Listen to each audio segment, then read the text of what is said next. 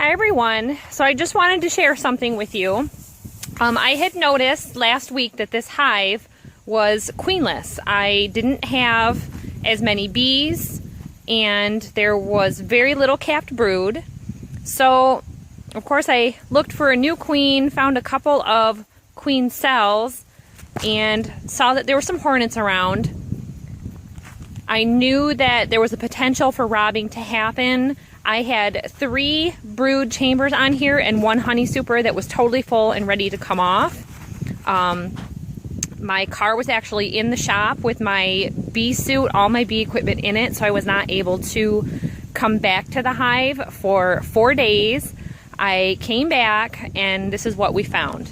I was out here yesterday and I noticed that the front of the hive was real dirty, and I had a feeder here with different essential oils and mineral oil to help. I had noticed a couple of varroa mites 2 weeks before.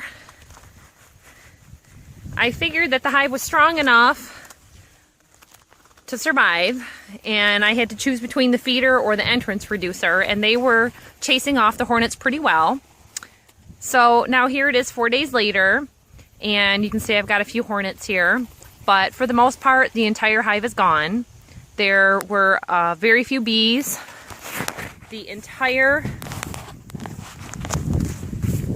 brood chamber has been cleaned out. And just to show you, they tried. This is a queen cell. They did try to raise themselves a new queen. And what I had wanted to do was to do a split from my strong hive here to keep them going. Now, as you can see here, I have very, very little capped brood. So the virgin queen made it out before this attack and started to lay. Now, I have not been able to spot her during this inspection. Every insect that could invade your hive came to invade this hive. There have been, I saw a beetle. Now there's no sign of the varroa mites at this point. They didn't have anything to feast off of to keep going. I have yellow jackets. I had the black wasps. And you can see down here, that is just one of the fattest honeybees ever. Now we are this close to the sunflowers. There's plenty of pollen for everyone, but once that robbing behavior starts, they're not going to relent. They're just going to keep at it. So my loss was I should have put the entrance reducer on it to help them, did the hive split so that they could keep going or to requeen them. The lack of having the equipment really goofed me up. So you can see here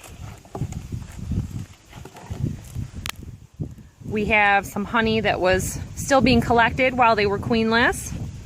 Well, pollen. So at this point, it's late October. If I were to do a hive split with a new queen with some stores of honey, they could make it. To do that, we have to make sure that there are no hornets left in here. So we are going to clean this out and get it set up to try a new hive. Now at this point there's no bees in it. It would be more practical to make sure that you start with a 3-pound or heavier nuke. So we're going to make sure that we have plenty of bees added to it because they need to multiply. It's still there's still time for them to lay and hatch more brood for the winter bees. So we're going to go ahead and start in on that.